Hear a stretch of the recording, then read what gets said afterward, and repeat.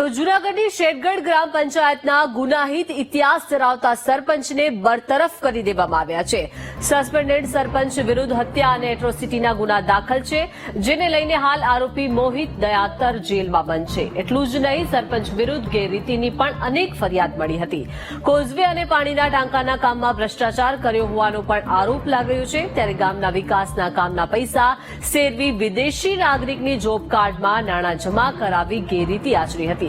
ભ્રષ્ટાચારી સરપંચની ગુનાહિત પ્રવૃત્તિને ધ્યાને રાખી જિલ્લા વિકાસ અધિકારી દ્વારા સરપંચ સામે કાર્યવાહી કરવામાં આવી છે। વધુ વિગત મેળવીએ સંવાદદાતા જય પાસેથી વિગતો। જય, જૂનાગઢની શેરગઢ ગ્રામ પંચાયતના ગુનાહિત ઇતિહાસ ધરાવતા સરપંચને હવે બરતરફ કરી દેવામાં આવ્યા છે, શું વિગતો? ખાસ કરીને જણાવ્યું કે શેરગઢ ગ્રામ પંચાયત છે તેના જે સરપંચ છે મોહન દયાતર તેને સસ્પેન્ડ કરવામાં આવ્યા છે।